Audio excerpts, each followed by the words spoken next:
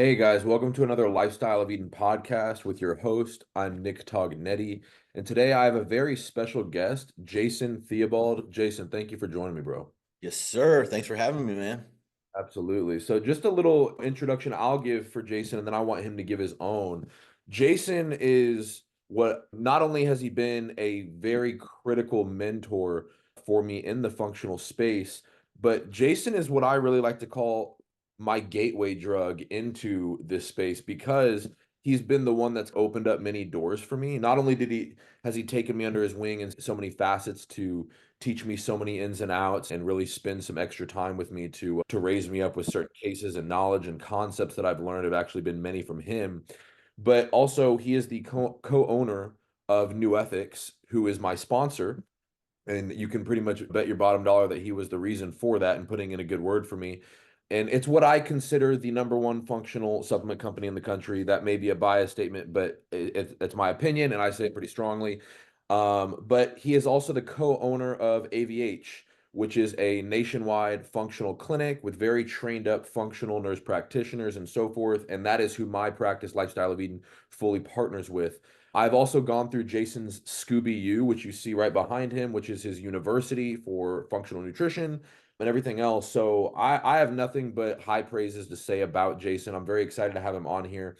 And I think everybody listening to this is going to be extremely blessed. So, Jason, I want you to give a little bit of insight here as an introduction. How did you get into Yeah, the functional space? I'm sure bodybuilding and your successes in that kind of led that way. So why don't you just give a little bit of a background into how you got to where you. definitely. Definitely. So I've been coaching for about 20 years and I started off as a macro coach mainly, or I'd build diets. You just call macro. I basically would just talk to you about nutrition, training, and cardio. Those were my boxes. And as the time went on, I did a lot of competing myself, started to see issues within my own body, started to see issues within my own competitors, especially more so women than men. It's not fair, but women's bodies take a much more hit on just being in a caloric deficit than men's do, especially with low body fat and all these things. And what I was noticing was I would put a woman through a prep. I'd do all the things I thought I was doing right. Like I would try to pull back training here and there. I'd try to give them refeeds. I thought I was doing all the right things. And then the next year after an off season, it was about 50-50 shot whether her body was going to respond, or if it didn't, I had to do more cardio this time, less food this time, maybe push on the thyroid more than I wanted. Maybe we had to bring in thyroid meds, all these different things just to get into the show. And I'm like, what is going on here? And then a pivotal piece in my development was my business partner in New Ethics, Vince Pitstick, who is a functional practitioner. And my wife had had some issues from competing that I really didn't know how to fix. And I had heard of him, and he was in Cincinnati at the time. And I said, man, let's go try it. So she went to him, and there was some weird shit he was having her do. And I was a little skeptical at first, but lo and behold, her labs start to turn around. She starts to feel better. Now she's dropping weight. And I think you and him would really jive. I think you need to sit down with him. And we were going to go into business on what is now our feed for function, but we tabled that. And once him and I got in a room together, we just started pinging ideas of supplements off each other. And that's what New Ethics was literally born at my house on our back porch in Kentucky. And we never looked back from there. And then at that point, I started to go to different conferences with him. I asked him, how do I get educated in this? And I studied under a Dr. Sefcek out of Minnesota. I'd fly into Minnesota. I did 5 times, I think in 2017, that winter. And that is not fun flying into Minnesota in the winter. But I got to study with Dr. Sefcek, and he taught me about inflammation, and he taught me about the gut, and he taught me about reading labs and liver detox and all these different things that I had to learn how the systems of the body work.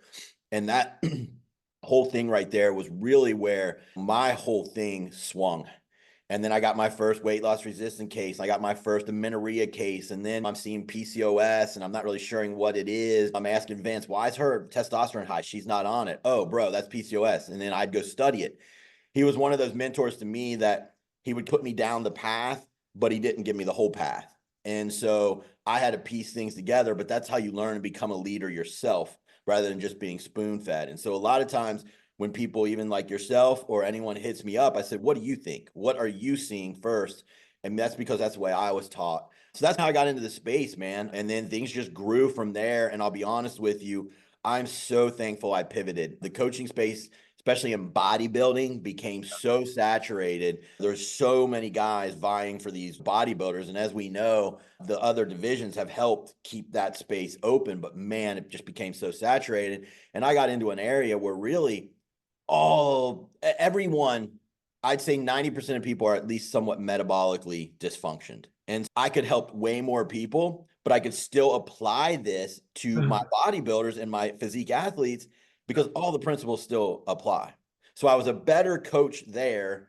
And then I had all these other people that I could help. I'll stop there and quit rambling, but that's how I found my way into this.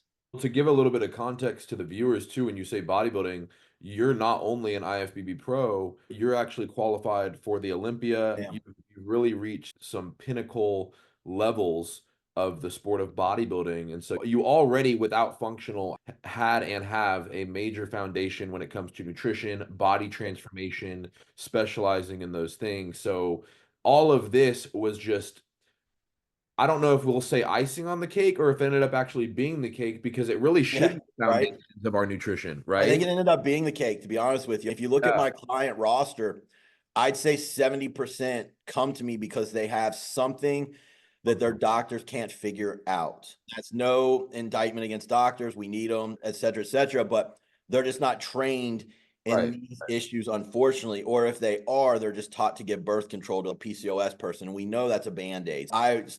The bulk of what I do now, like I said, about 70%, some sort of dysfunction is going on. And then I'd say about 30% are physique athletes, pure and pure.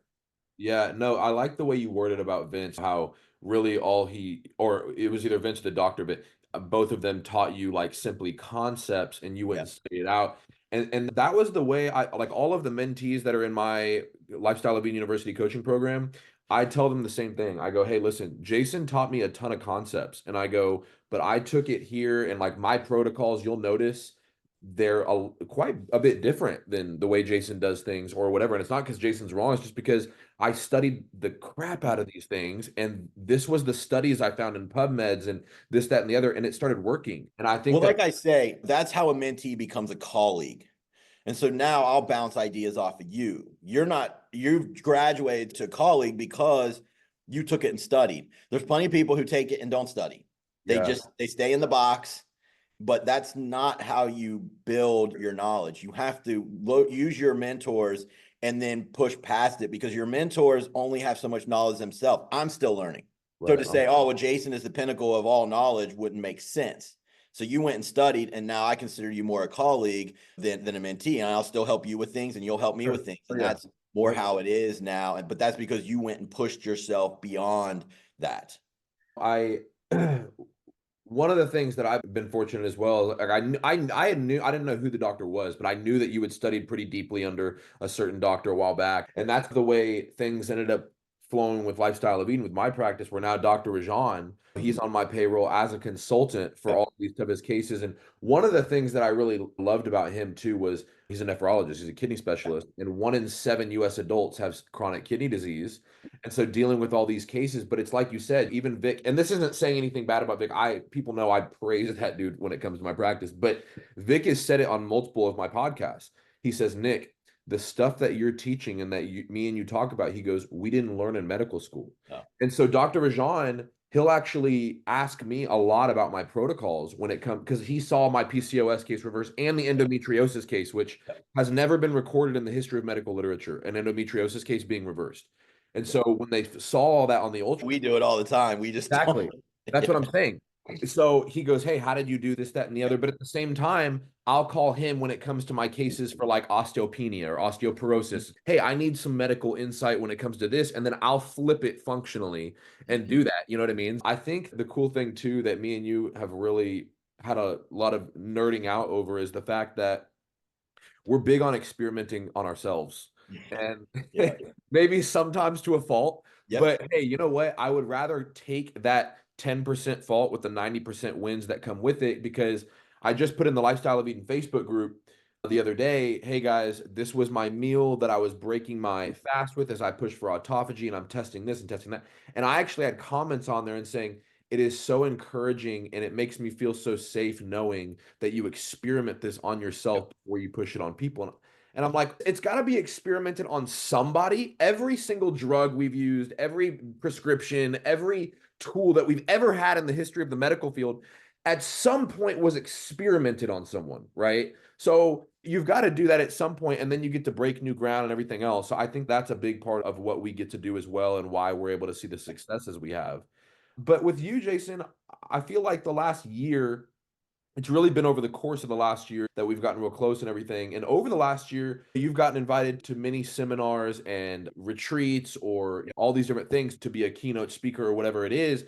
And your song that you love to sing, which is one that I'm really big on, is weight loss resistance, right? Mhm. Yeah. And when we talk about weight loss resistance, a lot of times people will say, hey, my metabolism slowed down. But we use the word metabolism as like this abstract concept of not really knowing what that means. Or, oh, my metabolism slowed down. We think that just means like some propeller that slowed down or whatever. And we're not knowing, hey, what does metabolism mean? And I always tell people metabolism or metabolic, if we want to really just simplify it in one word all the way, we can go more complicated. To simplify it in one word, I always say, metabolism is another word for mitochondria. That's obviously within the metabolism, you have systems, like you have your hormonal panels, you have all these different, your gut microbiome plays a role in that depending on how, so you can go more complicated with that, right? For sure, and be more expansive. But if we're going to simplify it in just one little thing, especially as to what is the hot topic today, I think mitochondria is probably a safe word to fall back on. And so when it comes to your weight loss resistance cases, what do you end up noticing the root of them? Is it, hey, your mitochondria are not switching from sugar to fat and this, that, and the other? Or give a little bit of introduction. We'll go Yeah. deeper into that here in a few Yeah. minutes. Give a little bit of introduction into that. I do think there are levels to it, just like anything in life. I'll have someone come to me and they'll click the form weight loss resistance, right? And then I start reading their other forms and maybe their gut's out of whack. And so I'm like you just said, maybe it could be all the way at the cellular level and they have deep inflammation and things like that. But sometimes I fix that gut, feed them up a little bit, and now they drop. So all they were really battling was that internal inflammation in the gut. It wasn't really too deeply rooted yet, but they just knew the wide range term. And all they knew is that I've tried to do all these damn things and nothing's happening. So it's weight loss resistant, right? So there are levels to it. And so, I have a form and I've about 16, 17, 18 different things that I've noticed over the time. If you have anywhere from 5 to 8 of these, it might be a little more deep rooted into the mitochondria, or we can even simplify that word at your cellular level. It's where, Real quick, Jason, the reason I want to say that, and I want you to keep going, is there is a statistic that came out that 94% of America is metabolically inflexible, meaning specifically with their mitochondria. So that's the reason why I jumped to that, because obviously, like you said, there's levels. This could just be because you have low testosterone. Boost your testosterone and you start dropping fat, gaining muscle. It could be so simple, but more times than not now, especially with that statistic, it's at this level. So keep going. I don't know exactly where I left off, but I was basically making the point that there's different things that Nick and all of his practitioners work a system so that we're ticking off the main things. But there's plenty of times I fix the gut, and it's been such an ongoing case that now it's systemic inflammation, and the whole body has been inflamed. That was And me with you when you were coaching me earlier in 2020. That was correct. exactly that. Exactly. And if these things are left unchecked, then it does get more to the cellular level. And that starts with inflammation in the body. And we need to understand that's just simply your immune system being pushed to its brink. And let's think of it this way about what inflammation really does, because it really does start to cause most of your issues and then literally lead to a lot of our disease within our body. But there's usually a driver for that inflammation, whether it's you over dieted 10 times in the last 2 years, or you've got some other sugar balance, whatever. But I like to give a little analogy on inflammation. Like, inflammation is not bad either. Everything in the body is a good thing till it's not. So if you scrape your arm, and it'll get hot first and it'll get red. That's the inflammatory response, sending those macrophages to start the healing process. But what happens if I give it a day and then I scratch it again? It gets bigger because inflammation is going to stay. And if I scratch it again open, it's going to get bigger because inflammation is just staying and the other processes of the body aren't now being done where there's non-inflammatory processes that hit. Okay. So you're just stuck in that pro-inflammatory phase. That's what happens when you have outlying issues like blood sugar issues, gut issues, and you let these fester. It's like just continually scratching at the wound, and this inflammation is just building and making this bigger problem. So again, it's not a bad thing. It is if it's long-term, just like anything. Cortisol is not a bad thing. It is if it's stuck long-term. So once that long-term kicks in, you will have damage at the cellular level. And so when that damage can kick in, then what happens is the cells generally become what's called senescent or zombie. And that just simply means they don't really die, but they don't function as well as they were. And so inside the mitochondria, it's a powerhouse of the cell. If you remember 8th grade biology, you should be able to burn sugars, glycogen, and you should be able to burn ketones, fat as energy. A very metabolically flexible creature can burn both back and forth. And so I like to say fat burns in the flame of the carb. And what I'm saying that is just because you're on a glycogen-based diet does not mean you should not be burning some ketones maybe about 2.5, 3 hours later. Your body can do both. But what happens is inflammation, immune system needs readily available sugar. So if you're stuck inflamed over here because you have a terrible gut and now it's gone systemic, your body is going to favor sugar and sugar. And so now you're not kicking into that fat burning process. So coaches like myself, Nick, and all the great functional practitioners go in and we got to get that inflammation down. And that might take some autophagy. That might take obviously fixing the gut first. We got to get the senescent cells chewed up, and then that's through autophagy, and we'll probably talk about that. But this is how this problem builds. And it could be also as simple as someone who's just over dieted too many times, but it could be the gut person. It could be the person who has PCOS or their genes are coded for having type 2 diabetes and they've let it fester too long. All these things can cause this inflammation to build up. And if left unchecked and it keeps being picked at, it'll finally get down to that cellular level. And those are the toughest cases to work. And those are the ones that we really got to dig in, and they're going to take some time, but they can be undone. They can be undone. We do it all the time, but it'll probably be one of the hardest things you do in your life. And I always tell people, realistically, when it comes to not only the immune system, but the damage that's being done, don't come foolishly thinking that this is going to be done in 3 months. Realistically, to reverse, and I'm not talking to calm the immune system, I'm talking to reverse all the issues to the thyroid and everything else.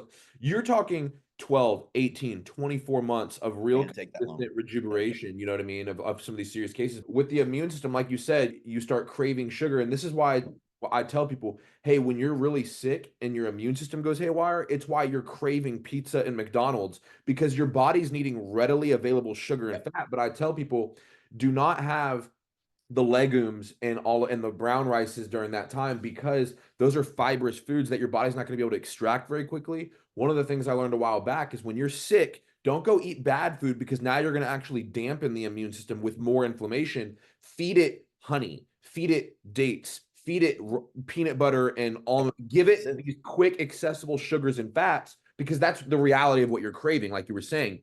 But then when we talk about these inflammatory cases, a lot of the roots, especially, look, it's 2024, everyone's stressed, everyone's having sucralose and all their crap, everyone's doing this, that, and the other.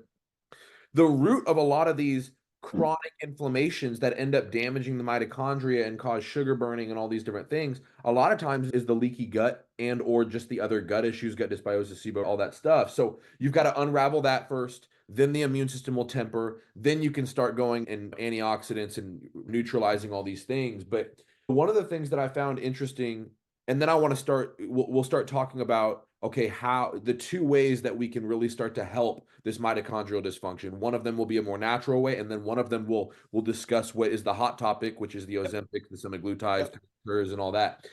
Is one of the doctors that I follow, she came across a very interesting study over the past 20 years. And she even says, she goes, my opinion is the unpopular opinion, but it's not unpopular in that it's wrong. It's unpopular in that it's so new. And what she came across was the vegetable and seed oils. Now, those, I don't care whether they're heated up or not heated up, they're terrible for you. They're killing you for sure. and everything is being cooked in it. Even these top steakhouses are cooking their steaks in it.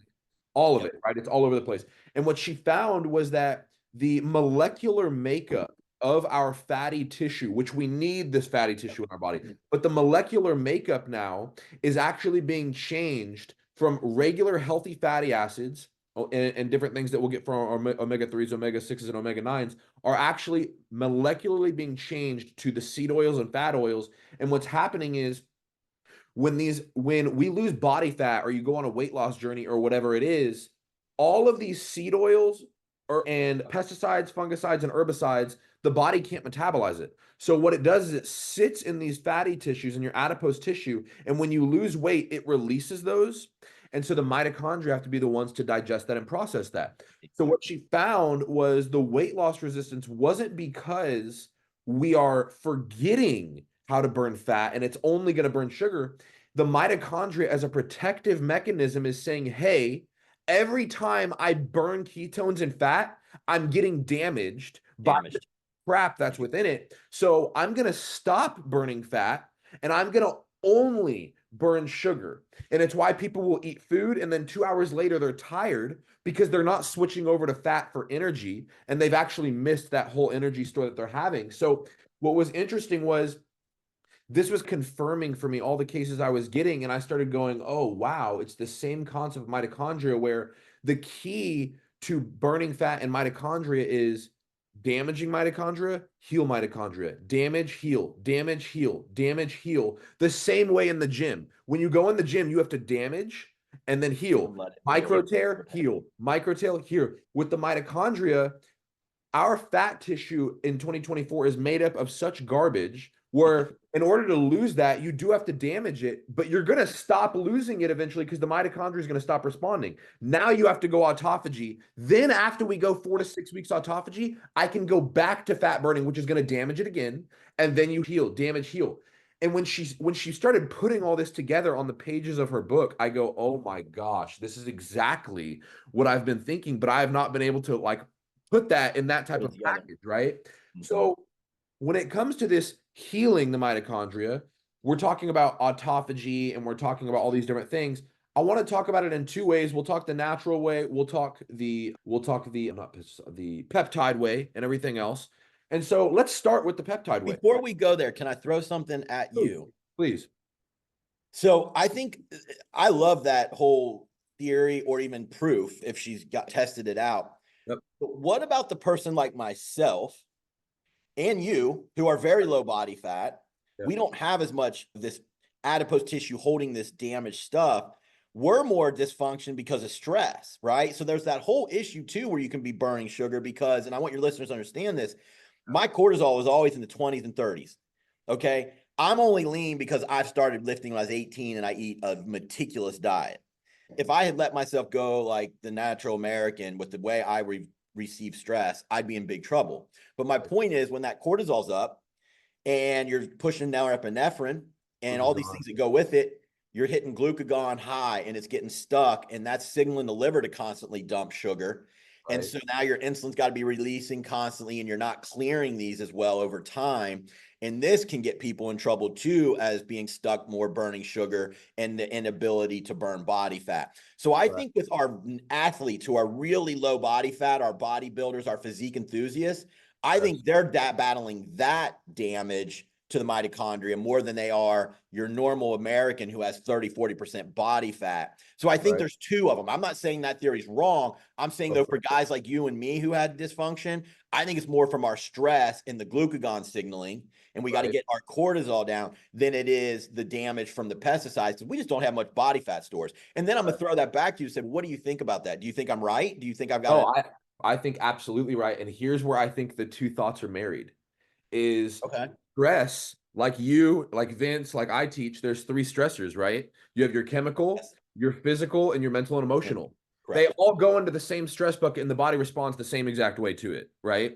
So when it goes into that stress bucket, essentially. And so when we're talking about, okay, the physical stress we put on ourselves, we're constantly working, and then we're constantly just mentally stressed because we got 1,000 irons in the fire, right?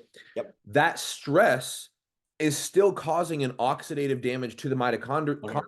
And at the end of the day, the vegetable oil, fungicides, all that stress that they're getting, sure, it's a chemical stress, but it's still a stress to the mitochondria. And that's where I think both of them come together, where the root of all of it, at the end of the day, everybody's issue, I think, in some way, shape, or form, comes down to a stress. Which one of those three it is Love it. That's totally what I wanted you to tie together for the audience. Perfect. Now I yeah. think they're seeing it, and now I think we've laid a good foundation. Because that stress, at the end of the day, that stress does two things.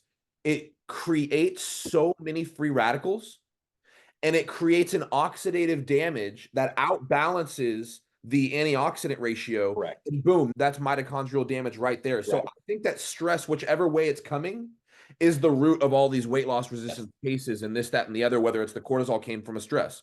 Either way, cortisol still may raise from their adipose tissue containing all this stuff, because when it releases, it's good. You know what I mean?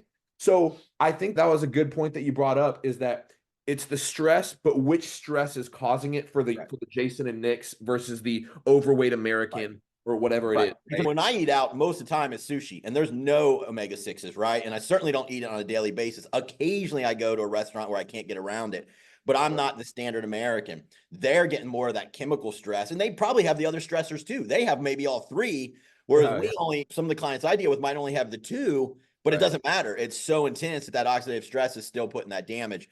And so now I think they got the lay of the land, and now it's okay, what direction do you go in terms to deal with this, and how do we attack it?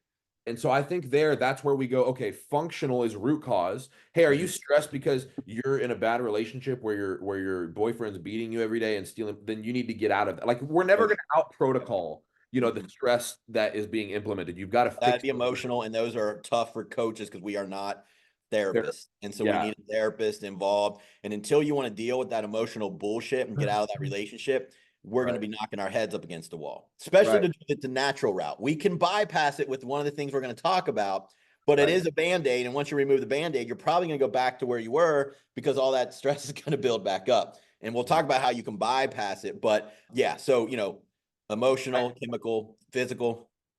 100%. And so I think that once you deal with the root, now we've dealt with the root. Okay, the root is a stress. Which stress is it? We're past that in this podcast. Now it's, okay, we've dealt with the root. We know what it is. Now, how do we fix the issue, right? So let's first go down the peptide route. Okay. So are very familiar with semaglutides, the Ozempics, tirzepatides, and a couple of these other ones. Yep. So when it comes to these, because I know you don't always use these, but when you do, what is the approach? What is the why? And the reason I say this is because there's going to be people listening to this that are going to do one of two things. 88% of them are unlearned in this subject. I do have a handful of coaches and doctors that are going to be listening to this. Yep. But we have two sides of this coin. One side of the coin is everyone is against it. Oh, those are demonized thing. And I agree with that in the sense of why they're seeing that. I don't like the way it's used in the medical field, but the drug in and of itself, I do not demonize. The drug is a tool, and it can be a great tool. I don't like the way that they're used. Correct. Me neither. In the mainstream field.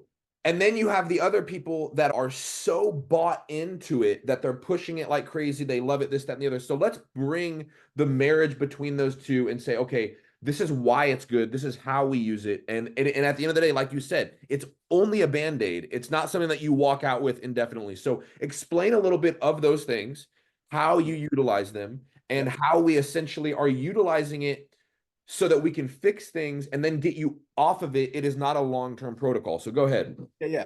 First and foremost, there's two main FDA approved ones.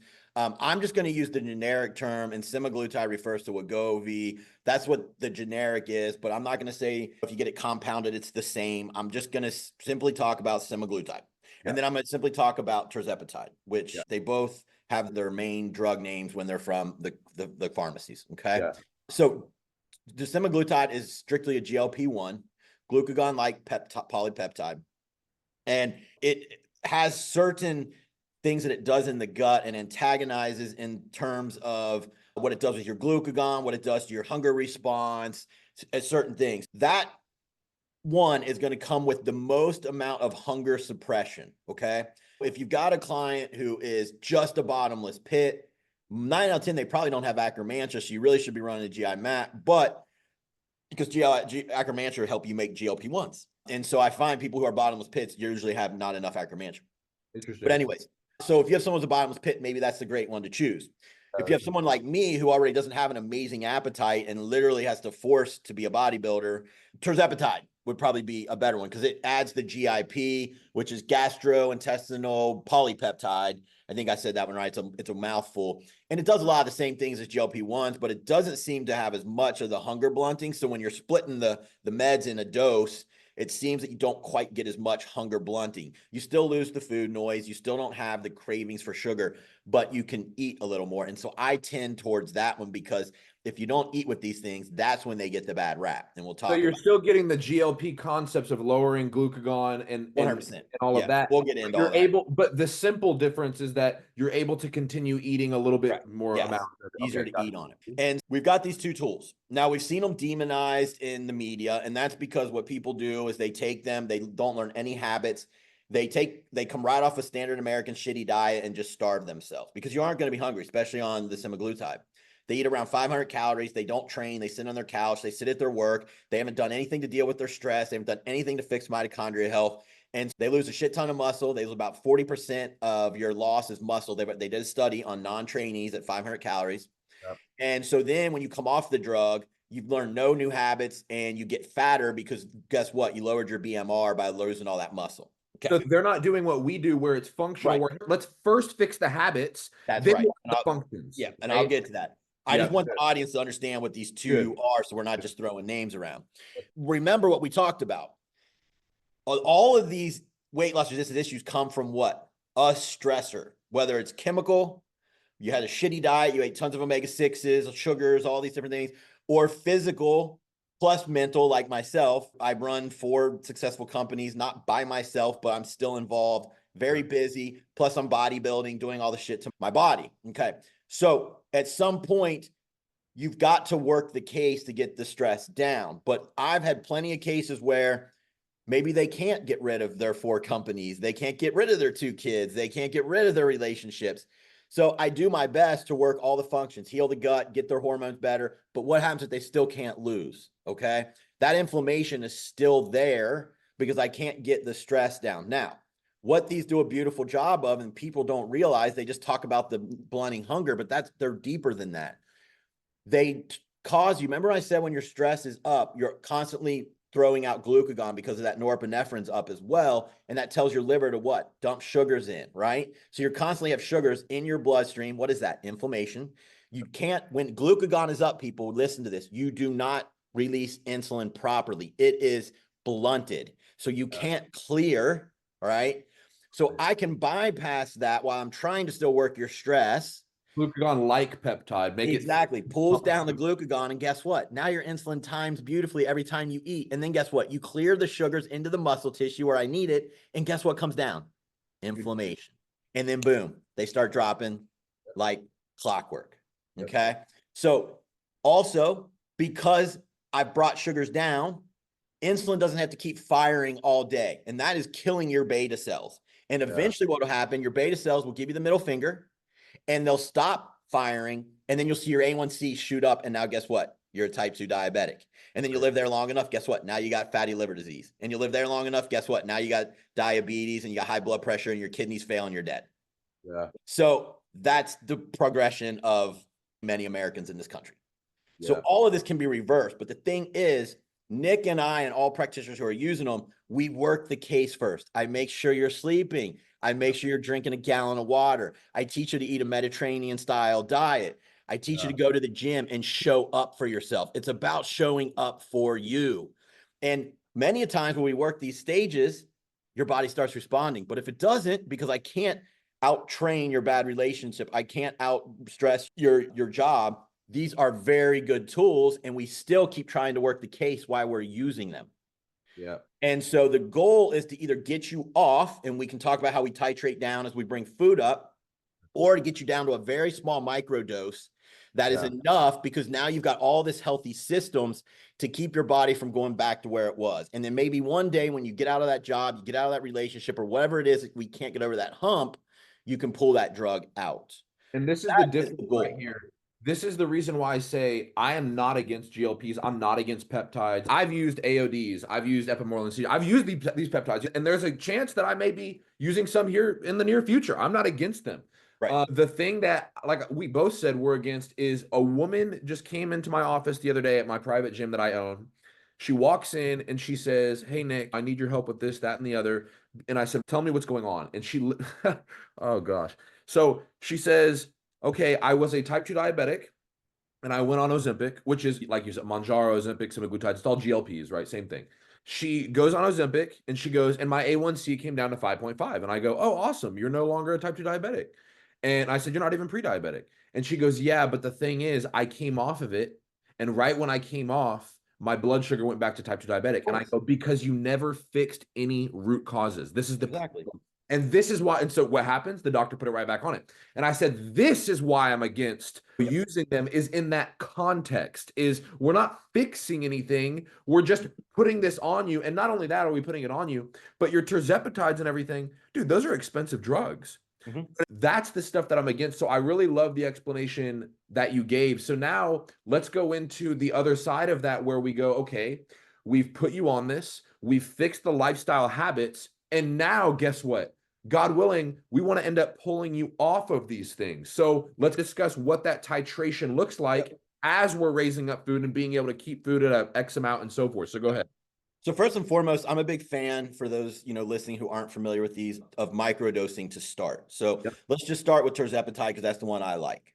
Sure. The lowest medical dose of that is 25 units, which is equivalent to 2.5 milligrams of drug. Okay, they administer that once a week, sub-Q. I like to start at either 10 units or 12 and a half. Why? Because I've already fixed so many of your problems. You don't need that big of a dose. That's going to allow us to fix the issue with your stress, your cortisol, your norepinephrine, your glucagon signaling, give those beta cells a rest, pull that inflammation down, but you're going to be able to eat for me. And that means going to the gym and eating right and getting your protein in. You are not going to lose that kind of muscle that is in that study. That's number one important, because if I pull a lot of muscle tissue off you and hollow you out, I'm going to have a real hard time reversing you out of this, and your BMR is going to be less. So that's got to be in place. So let's say I work up to maybe 50 units of it. I don't really see most of my people needing more than that. Okay. That's the second level of medical dosing. And that's pretty high, in my opinion. We get to that point, you've lost 30 pounds. Now what I start doing is pulling it down by 10 units every 2 to 3 weeks. And I'm usually adding anywhere from 10 to 20 carbs. If I had you on low protein, I might bump that up because that pulls down mTOR, and we can talk about that probably when we talk the natural route. So I might start putting your protein You're saying you lower the protein? I usually bring it up because a lot of times I have protein lower because maybe I was in keto or doing something where I had mTOR even lower to push autophagy while he's even using these. These drugs do push autophagy, but sometimes I still have to use in and out of ketosis or fasting for 24 hours to really get that inflammation down while in conjunction using this, so I don't have to push such high doses. Right. So I might have to bring protein up, bring carbs up, depending on where you ended, but I'm bringing calories up every week. As long as your check-ins, you're not gaining an enormous amount of weight. And trust me, you won't be. We fixed a lot of things. Your metabolism is really in a good spot. And so I start bringing calories up every week, and we start bringing the dose down maybe every 2 to 3 weeks by 10 units. My goal is to get you down to 10 units. Okay. That's, what is that? Maybe 0.75 mgs of the drug. And then we have a conversation. If someone's 30, my success rate of getting them just completely off is very good. If someone's 55 and they had low hormones for a while, they gained a lot of weight, they don't carry the muscle mass that the 30-year-old does, we have a conversation. Miss Jones, 10 units might be something that you need to support this weight loss and to keep your metabolism good. You are 55, etc. I can maybe try some metformin with you and transition you off, because metformin will maintain the insulin sensitivity and it pushes autophagy as well. Or we can try to not be on any of it and see how you do. But I'm just saying, given your age and your history of dysfunction, it may be where we can stay on 10 units. And then if you ever run into problems, we'll have a long runway to still bump up the drug. That's the conversations I have. Now, one other piece, when you're titrating them down, and my mentor taught me this, Vince, your SHBG is probably going to be high because, like I said, a lot of times these diets, you're in a hypocaloric situation, so low calories. SHBG starts to rise. And when it's too high, it'll bind up your testosterone. And so your free test isn't there.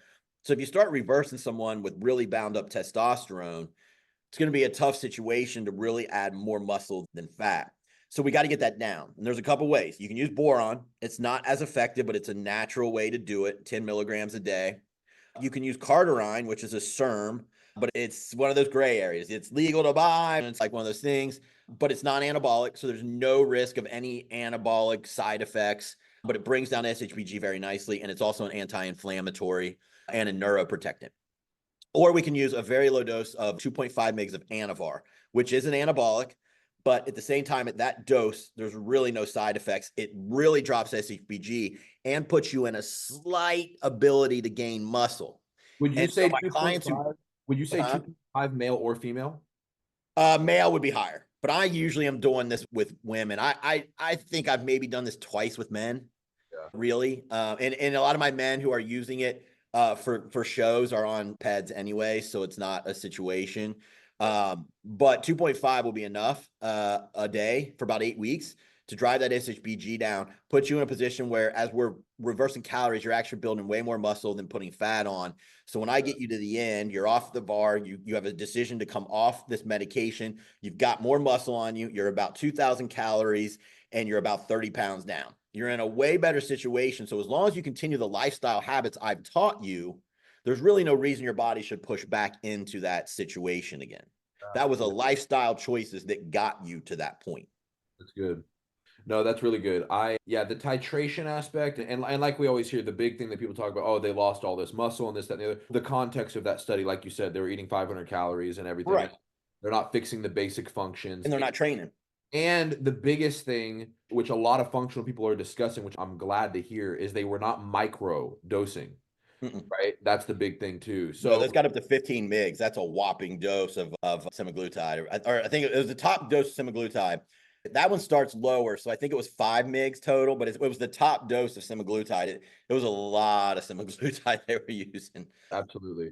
So no, so I agree with all of that. Like sometimes, hey, listen, the natural route, here's the thing, me and you are at the mercy of the client's desire, right? So like I have some clients that will tell me, hey, like when it comes to a gut protocol, would I rather do an antimicrobial herb situation? 100%. Yep. Because not only is it healthier, not only does it have less collateral damage, but quite frankly, if you look at the PubMed literatures, if you do it right, it's got a way higher success rate, even than rifaximin. And so I prefer that. But I have some people that say, hey, Nick, I'm not waiting 6 weeks. Yep. Get me a 14-day thing. And I'm like, okay, I'm letting you know I don't prefer that. But hey, I will show you want that route. I'll show you how to do it the best so we still get success. So it's the same context here, where people they always want the quick results and this, that, and the other. And a lot of times those are the people that sometimes end up relapsing because they never fix the longevity. And I'll tell you too, just so we don't, and I know you're not doing this, but just so we don't demonize those clients, a lot of them have been bounced around the doctors already, two to three coaches. They're carrying 40 pounds more than they're used to. And I know she won't mind us using her name because she let me present on it. But Taylor, you're one of your mentors in business, and she's my client. She had already carried this weight for 2 years, other coaches, doctors, and she came to me and said, and it still took us 6 months because I still had to fix she had hormone issues, gut issues. She wasn't sleeping right, adrenal issues. I made her fix all of that before I put her into a fat loss phase. And then we even tried without, but she's a high performing female. She is alpha to the max and running a 7-figure business. It wasn't happening. So I said, listen, I can keep ping-ponging you back and forth into autophagy and carbs and keto and fasting, or I can put you on some semaglutide and we'll probably have this done in 4 months. She's like, I want to be done. And I can't fault her for that. She's been like that for already a couple years. We give them the solutions, we give them the ways, but man, the natural route can take, like Nick said, it could take 18 months, really, because you got to go in and out. And I have a woman right now who chose that, and she's disheartened. Like, she'll get into ketosis, we'll drop a few pounds, then it comes back on, and then she can't get into ketosis, and it's tough. And we'll talk about the natural route. It's very tough. Like, you're hungry, you got to adhere to this. You're not gonna be able to eat at parties. Semaglutide Tirzepatide route, you're still fixing everything. You're learning new habits, but you got a little more leeway. You do. And if you have a little snack at the party, it ain't really going to derail you. I hate to say it because I don't want my clients doing that, but they'll still make results. So No, this is important. I have a lot of clients that do that. And in fact, one of the ones that I just did, she's actually an owner of multiple businesses that I won't say her name, but Mm. she decided, hey, I need to do the antibiotic route. I've got too many businesses Yep. that I own. I've got this, that, and the Yep. sure, no problem. But guess what? She fixed the lifestyle, she fixed all these other markers. And I think that this is where Dr. Vic in my practice, Dr. Vic is not only board certified in nephrology, a kidney specialist, he's internal medicine, which is adults, pediatrics, Mhm. kids, but he's an also board certified in integrative medicine. That's Integrative, awesome. Yep, he's got both. integrative medicine is integrating conventional with Yep. functional, and that's Right. what we're talking about here. So I Exactly. like that because I don't want to demonize the mainstream medical field. I also don't want to demonize certain functional aspects that I don't. There's things on both sides I don't agree with. But Yep. when you can marry these two and make it fit to the client, that's awesome. If you've got to use the semiglues, if you've got to use these different Yep. things, the rappas, metformins, all these things, sweet, let's do it. As long as we're fixing and we're integrating the functional lifestyle to where this is a long-term process, I'm Yep. all for it. I root it on, and I want people to make sure that they know that about me. When it comes to these natural aspects, though, it's very interesting. So let's discuss for a second. I want to hear from you a little bit about what you have done, and then I know we've Yep. had some pretty prominent conversations We the last have. 2 weeks We that have have. brought in some new You thoughts. give me some But things to think about. Yep. before we discuss the stuff over the last 2 weeks, discuss up to that point of 2 weeks ago. What has Yep. been your general approach when it comes to Yep. natural? I teach a system of resting, flushing, feeding up the body, and working your functional issues. That's how I teach coaches to work through things. And so that's what I had taught Nick to do. And he uses some form of that and has, like I said, he's taken his education above and beyond, which is beautiful because then he brings some things back to me and I go, huh, To boast I'm on to open. boast Go on ahead. what you to boast on what you've taught me, which I just told you this case about a week ago, but I didn't tell you the final dips Yeah. of it, is I had a woman come to me and I coach almost her whole family. And she came to me and she said, Nick, listen, I did 2 body scans over the course of 4 weeks. She said, on one body scan, I had X body fat, X muscle. The next body scan, we lowered my calories, 200 more calories to 1300. I actually lost muscle and gained body fat. How did that happen? And I said, I Yep. guarantee you, I haven't even seen your labs. I guarantee you have high cortisol. She goes, why? And I said, because your body is burning sugars now. It actually Eat it. gluconeogenesis took your muscle and used it as fat because you're trying to lower your calories, but you cannot outsmart the body. You're not going to Nope. be able, you got to fix the issue. So what happened was all I did, we had her blood work. Her cortisol was about almost 20. Right. Yep. And so I said, okay, I need a ZRT so I can write a protocol to fix this. She did the ZRT 4 weeks later. And in the Mhm. meantime, I said, hey, listen, all we're going to do with you, no supplements, none of that stuff. I'm resting you if you want to do Pilates, Yep. but you're resting. You're not working out right now. And I'm feeding you up. I jumped her to 2,000 calories. Yep. Then I kept her high for after the flush that you taught me. I just put her whole food plant based to make sure that we're continually autophaging Yep. and the calories are staying high, right? We get her ZRT back this past week. Her ZRT was perfect. Her cortisol was perfect. And I literally go, I go, listen, the results don't shock me. Seeing it on labs done in 4 weeks, I got to tell you, it does shock me a little bit. I go, how do you feel? She goes, I'm full of energy. I feel incredible. I've got this. And I'm like, we just fixed your cortisol by Jason's rest, flush, feed up. And we didn't even get to the functions. We didn't even get to Huh. the supplements because she was Huh. already healed. So Exactly. And that's why I teach in the course, right? 80% of the times you can fix someone or at least get them healing with just resting and flushing them. So that's why I tell people, like, just jump in. You're never going to hurt someone resting and flushing them. And that's where I was glad that I did, which we'll get to in a few minutes, but where I'm glad that I kept the concept of the flush high, where she was still pushing autophagy, Yeah. low protein, high And antioxidants. that's what we'll get into. Yeah. Your So, theory with the whole plant-based diet, which has made me take pause and maybe adjust some of the things I do. But I'll tell you what I go do. ahead. I wanted your audience to just understand. So resting, usually I start the case, I rest them because most of my people come to me, they're overworkers, they're overachievers, right? They figure if an hour of cardio in the past and 1,300 calories worked, I just need to go to 1,000 in an hour and a half of cardio. And it's the same thing you just literally said. She lost muscle. Yeah, they're hollowing themselves out and they're continually losing muscle and their BMRs going, right? So I reverse it. Whatever you're doing, I do the opposite. So you have to not train. You have to walk 10,000 steps. I'll let you do restorative yoga. I usually give them a link to one they can do at the house, and I do it myself. And I give them a Mediterranean style diet. Usually, there might be fish on there twice a day. It's not much. The protein gets down to 90, because most of them are in mTOR, constantly trying to build too much protein. So I bring that down. I put up their plants and their berries and their fruits big time. A lot of them, it's the macros look around like this: 85 protein, 270 carb, 80 fat. And most of them look at it and their eyes get big and they go, I'm going to get fat on that. And I the said, fats are like high omega-3 or oh, omega-9. 100%. It's all anti-inflammatory. EVOO, coconut oil. I think coconut oil is one of the best fats. I think extra virgin olive oil is as well. I think you can't go wrong with those in your diet year round. Coconut oil does so many other things in terms of their gut microbiome. And then, of course, the EVOO for heart health. But yeah, a lot of them look at it and go, I can't do that. I've never eaten that much in years. And I go, you can, because the principles are there. I'm working your aldosterone pathways. I'm getting your body calm. You're going to pee out a lot, etc. So we do that for 14 days. Then as we've rested and flushed the body, thyroid comes up because we use a little juice in there, and that gets thyroid, the insulin to come up, and you need insulin to convert T4. And that's been down because they're not eating enough carbs.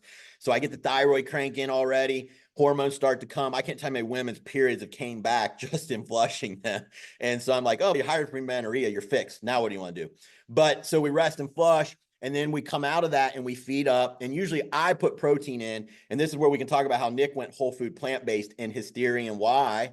And then I usually bring them on to a little bit more protein, but I keep the calories the same. Now I've got them fed up 2,000, 2,100, and never 10 to 15 carb these clients. They're going to get fat. You need a system where you can get the calories up fast, like the flush. It works. And then I work their functional issues. Labs are coming back. GI maps are coming back. They're in a fed state, and we work the issues. If they've got low progesterone, maybe I'm giving them chaseberry. If they've got gut issues, maybe I'm putting them on a cocktail of apple cider vinegar, glutamines, different things, pulling gluten. Whatever it is, we work that, right? And then a lot of times I try to dip into fat loss once I get a result. If we don't, this is where we know we probably got to dig deeper, and we're dealing with that mitochondria cellular level issue still. So if they decide they don't want to go into the GLP route, then what I do is I start working them towards ketosis. Okay. And in my mind, that is a way to get the body burning fat and lower inflammation. Okay. So I'm thinking I'm going to use this to get them in a position where their body starts remembering, because as you pull carbs, the body will start eventually using ketones. And remember, don't go doing this right away, because if cortisol is high, ketosis is a stress. You will not get in because you're dumping sugar from the glucagon. We got to get the stress down, and then we use the keto. But that's why if I can't get your stress down, these keto strategies don't work well. Okay. And then you go to GLP or the That's other. when you need a GLP. But maybe Nick's right, and we're going to talk about what Nick's research he's come up with. Okay. So I'm willing to admit, maybe I need to try this. Okay. Again, you should always be able to learn from anyone. And just because he was a mentee doesn't mean now he isn't my colleague. But I try to get them into ketosis thinking, all right, I'm going to look and watch their ketones on a Keto Mojo. It's a machine you can do from home. And I want to see them getting into ketosis over 0.5 and 1s. And I'm also going to fast them eventually. So you might have 3 keto days, a full 24-hour fast where I fast you 24 hours from like 6 to 6. It sounds daunting, but it's not. If you've never tried it, it's pretty easy because you sleep for 8 of it. You eat at 6. It's not that you don't need to eat before bed, and then you get up and you got about 6 hours. You got to go about your day without eating. It's not hard. But we know around hour 18, you really start to push autophagy. And what does that do? It kills those senescent cells. Your body metabolizes them, brings in new cells that will have healthy mitochondria that can burn fat, right? And the hormone receptors are new. So now I'm thinking, all right, the hormone receptors will start hitting. So all these start improving the body. And I might even do some intermittent fasting with it. So it might be 2 to 3 days keto, fast, 2 to 3 days keto. Once I start seeing the ketones getting closer to the 1s, I'll let them have carbs, right? So now I have a very flexible diet. They get a little carbohydrate once a week, then they're back into ketosis, then they fast. And then I might even have to do some fast mimicking days. And this comes from Walter Longo's work. And fast mimicking days are days where you eat maybe just pull the protein. And again, with protein down, they're out of mTOR. And when you're out of mTOR, which is build, you can get into autophagy. It's about 600, 800 calories of veggies and fats, okay? And so maybe I need some of those days. All I'm trying to do is get the body to remember to burn fat, okay? And then we've pretty much fixed the problem. If the body can move in and out, then I start bringing more carb days back, but I'll keep some keto days. And on the keto days, I want to see them by the end of the day get into the 1. So the body's getting flexible again, okay? And while they're doing this, once the body's starting to burn fat, you'll see the weight start coming down. Okay. Yeah.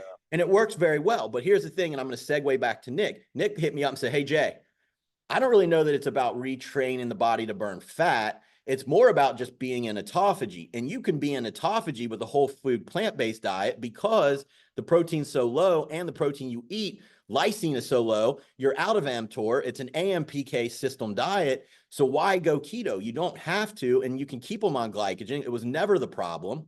And so I'm going to turn it over to Nick to say, Nick is working a little bit different than sometimes going keto. And I'll be honest with you, a whole food plant-based diet, he's had me do it for the last 2 weeks. I love it. It's not hard.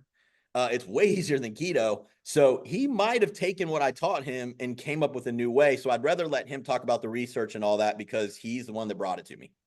Yeah, this goes back to the very beginning of our conversation where you said, hey, that doctor and Vince brought you concepts and you studied. All I did, I remember even when I was going through Scooby-U and we were talking about keto and then you've got to slowly do this, that, and the other. And I said, hey, Jason, I remember I said in front of everybody, I said, hey, Yeah, instead of bringing back them introductingly, slowly carbs, I go, why don't we just jump them through the flush immediately from keto because we're going from autophagy to autophagy. autophagy. And I remember you had just said, you may have just come up with a new way to do that. And that's the way my mind works, where I'm just like, okay, conceptually, what are we doing here? Then let's just keep the concept. What I started noticing was a few different things. And it was the reason why, like, I never really went keto. And it's not because keto doesn't work. There's plenty of people where you test the labs and guess what? It worked.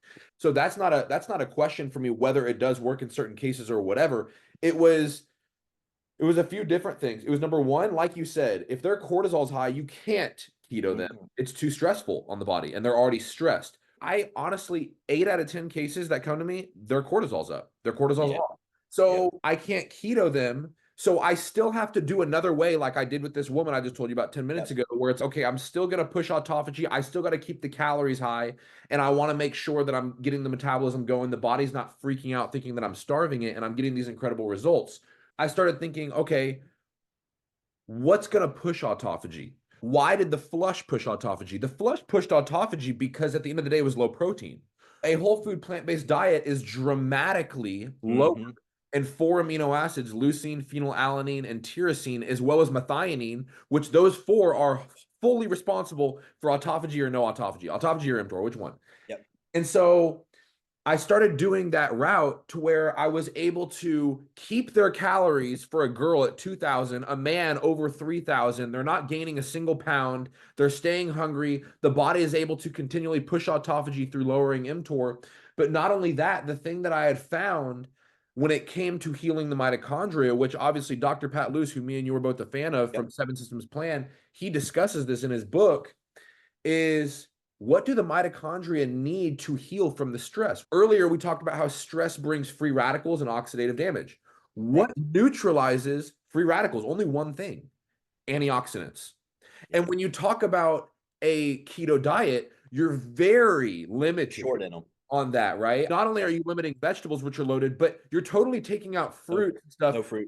The berries, when it comes to antioxidant profiles, these berries and all these different things are what is actually flooded with the antioxidants, right?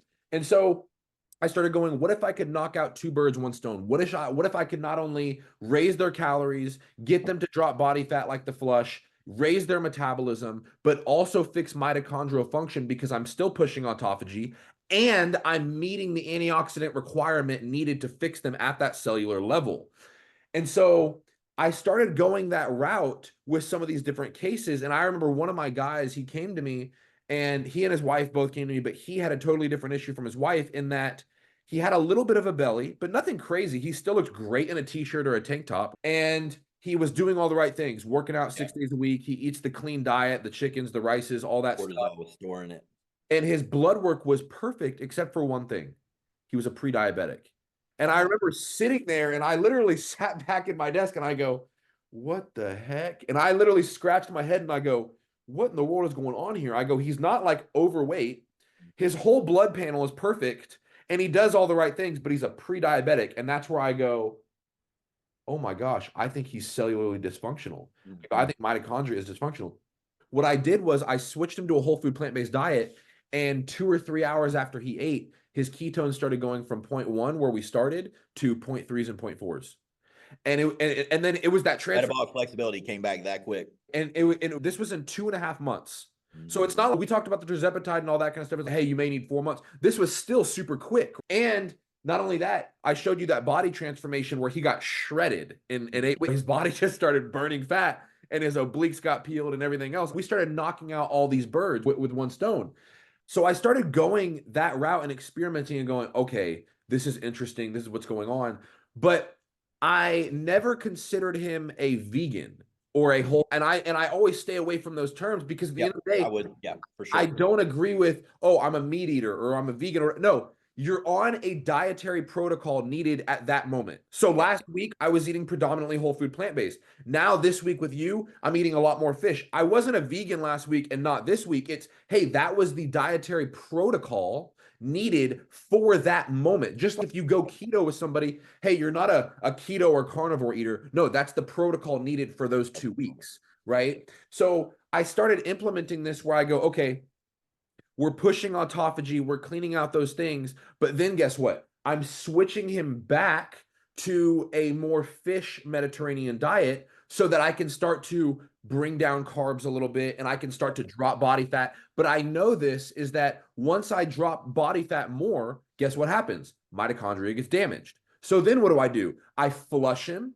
to bring the calories back up, switch him back to the whole food plant-based. I'm pushing the autophagy. Now his cells are, I might throw in a 24-hour fast. Now his cells are clean. Guess what? Bring the fish and the meats back in. And one of my clients, I did this with him. He's a crazy transformation on my page just recently. In 8 or 9 months from January to September, he lost 85 pounds. And so I did an experiment with him, and he knew I was experimenting it with him, where I said, okay, this dude has so much fat. If anybody's going to lose fat and damage mitochondria, it's going to be this dude. And so what I did was I did an experiment over the course of 9 months where I go, okay, I'm going to put him on the regular like Mediterranean bodybuilding diet, higher fish, that whole nine, right? And I would do that for 2 to 3 months. And he would drop body fat, shape him up. And then I would go, okay, I want to jump the calories. We'll flush first, 2 weeks. And then I'm going to go whole food plant-based for about 3 to 4 weeks. And I would tell him this. He would go, why are you doing this? And I go, the reason that we're doing this is I don't want your metabolism to quote unquote stall out. I don't want to diet you for too long and then stress goes up, cortisol, and now I have to fix you. I would rather work preventative measures before I ever have to fix you. So I would go, okay, the higher protein diet, then we're going to jump it back up at the flush. Then we're going to keep it up for 4 weeks with a whole food plant-based. And on the weekends, I'm still giving you, you want to go have fajitas, you want to go have sushi, you want to go have that on the weekends. Load up. With a little bit of meat, right? Or fish. Exactly. Exactly. I'd say, hey, go have as much sushi, fish as you want for fajitas, go load it up. And then after 3 to 4 weeks, boom, back to the higher protein diet. So he was never a vegan. He was never this. It was simply the protocol. And I went through that cycle where I went higher protein, then flush, then whole food, and then back to that. I did that 3 times during that 9-month period. He never stopped. And even whenever I raised his calories and I went whole food plant-based, he never stopped losing weight. So he was constantly losing weight, but I was constantly shifting things for the sake of the mitochondria, and it never stopped. And so I go, okay, brilliant. This happened with him. Then I did it with the other guy that I said was the pre-diabetic. Then I started doing it with a couple other people, and I go, oh my gosh, this is interesting. And the thing I found, Jason, was that not only was I knocking out all these birds with one stone, but the reality is keto, and this is not me bashing keto, this is just my perspective. It's like you always say, it's the art of coaching, right? Yeah. This is my coaching experience with my clients is if I go keto, it's very restrictive in nature. Yeah, right? it is. You can't go eat. People 100%. think that on the surface about the whole food plant-based diet, and I go, I'd like to argue that. I go, you can go get sushi 2 or 3 times a week. I was doing it. I've been doing it. You've I been get the doing veggie roll. It's delicious. So you're still getting your edamame. You're still getting all. Oh yeah, I got edamame, ginger salad, and I'd get 2 veggie rolls. They're great. Like cucumber, radish. You can't go get sushi keto. I'm sorry. Sushi is made up of rice. We just get fish. Like it's just a piece of fish. It's exactly. Fish. And it's not going to fill you up.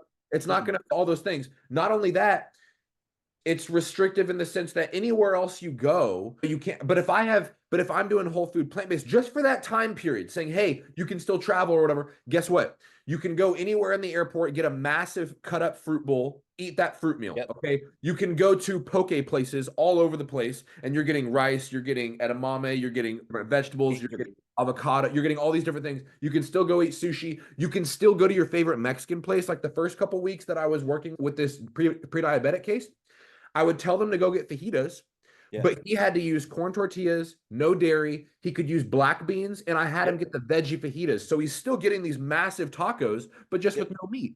So Yep. he's still getting to enjoy this awesome meal, salsa, guacamole, all this stuff. And I was like, ideally, this is fitting not only the lifestyle is way better, I'm loading antioxidants up, which is fixing you cellularly, inflammation and oxidative damage, which we can fix the root issue. We can fix the leaky gut and we can pull the inflammation back, but that still did not fix the senescent cells and all the inflammation that's damaged to the cells. So I have to load antioxidants, right? And I'm still pushing autophagy and raising your calories. And well, you're doing something keto doesn't. Keto will get you new cells, but it's through the autophagy only. You're not repairing any of the ones that aren't quite senescent yet. Yeah. In theory, right? Because all you're eating is meat and fats and a little bit of veggie because you guys stay under 25 carb. You're doing both. You're pushing autophagy and all those antioxidants are just flooding the body. Right. And that's helping repair any that aren't quite to that point yet.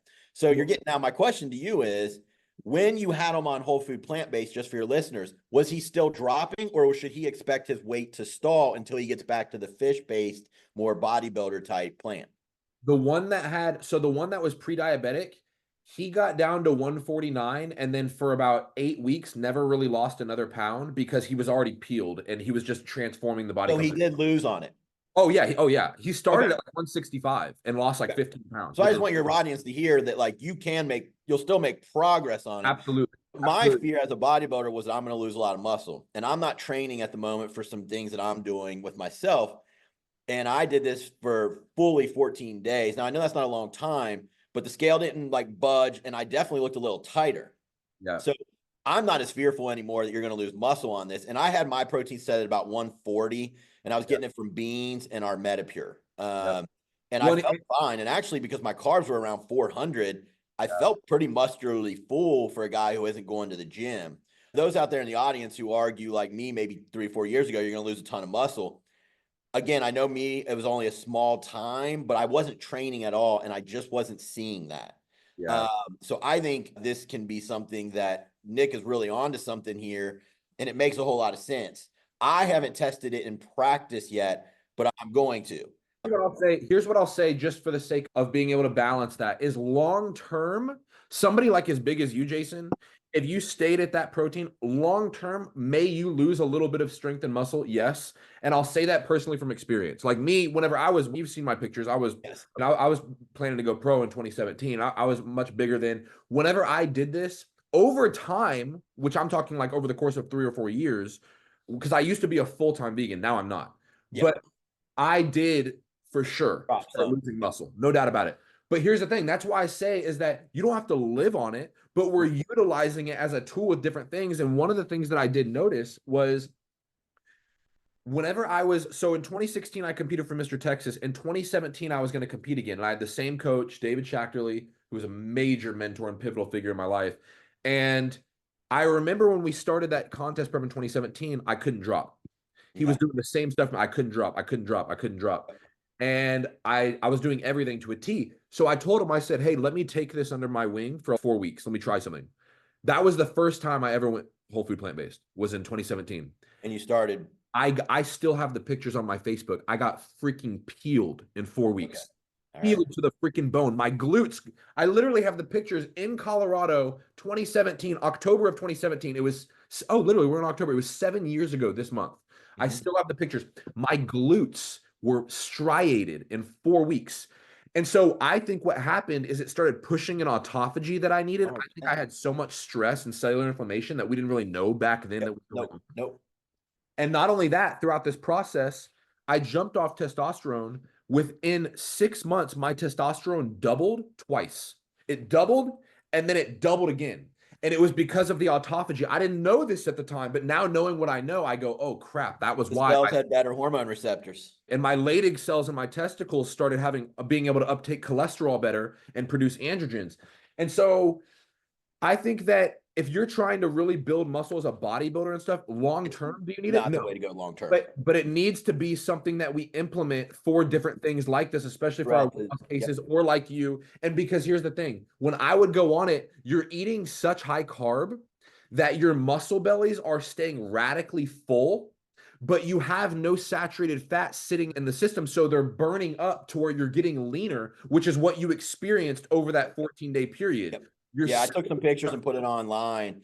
And like I said, I'm not training, and I definitely looked tighter. I sent them to Nick too.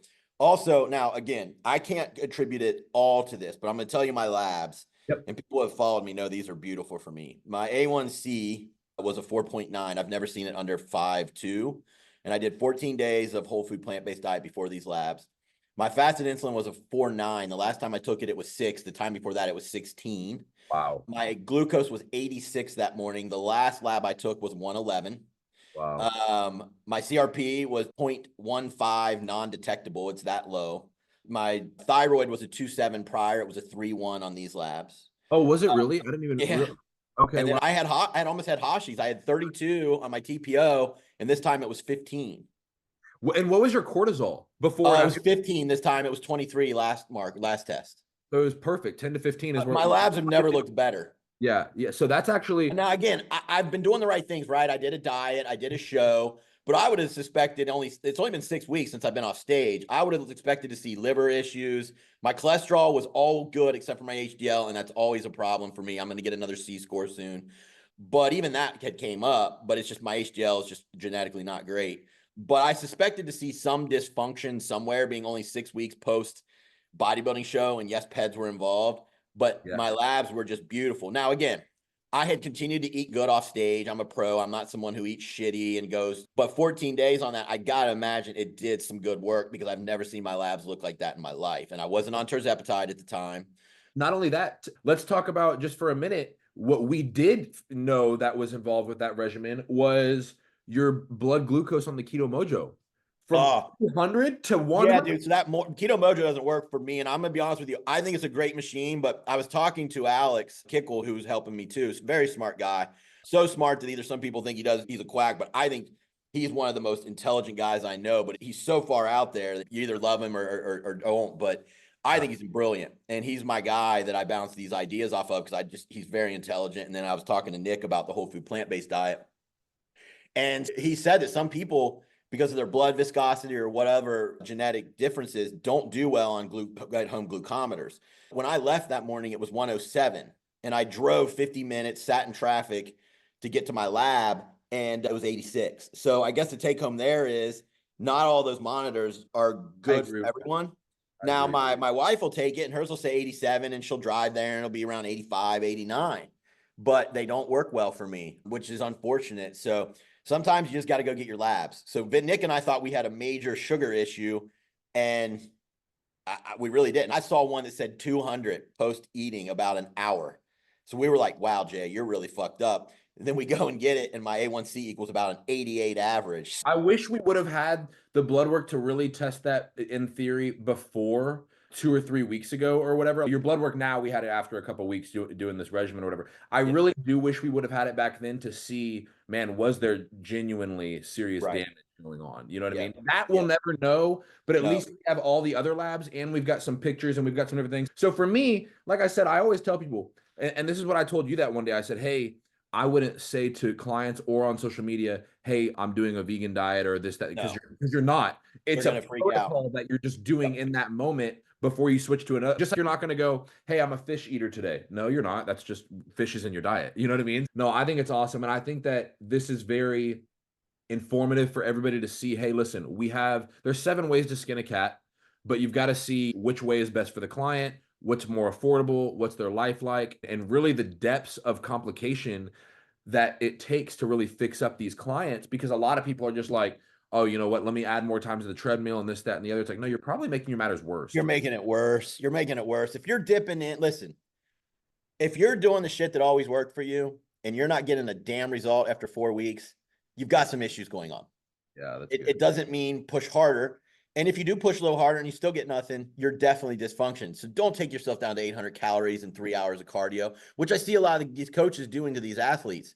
And yeah, they get to their show, but Jesus Christ, they're a train wreck after. And sorry for, I know, sorry, Nick, but it's crazy what is going on out there. And some athletes say, just push me to the brink, and that's fine. That's what they want to do.